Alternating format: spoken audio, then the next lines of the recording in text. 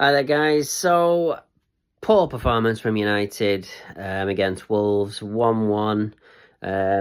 It was only Wolves' third draw of the season. They'd lost every other game, and you would say that if anyone was going to win, it might be Wolves. But I think before the naysayers comment, I think you've just got to look at where United were this time last year and compare it to where they are now. They're obviously currently sixth in the league, and last year they were languishing in the bottom half for most of the season.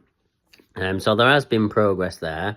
There's been progress also with the big names that they've got off the wage bill. Anthony, Sancho, Rashford, Onana. I know most of them are on loan for now, but they are out of the club and they probably won't play for the club ever again, which is a good thing. And I think people like, especially ex-players, need, not just ex-United players, but ex-players in general, where they're commenting about Amorim needing to be fired.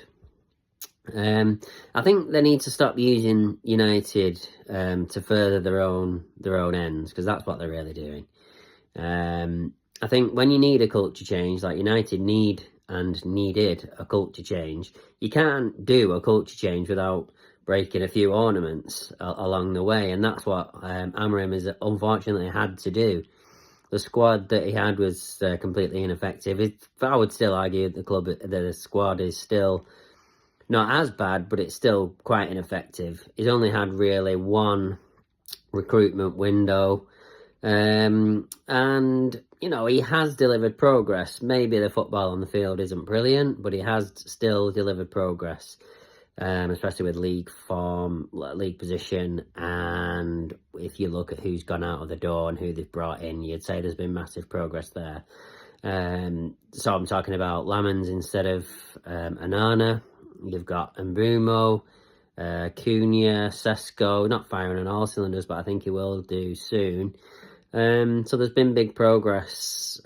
Maybe not the progress yet, but it's got to be taken as a long-term project. And I think people calling for his head, they need to think, well, number one, who are you going to bring in, and why do you think that this mystery person would be able to sprinkle some magic dust over the club? Because it needs big open heart surgery and has done for years, and that's what he's doing at the moment.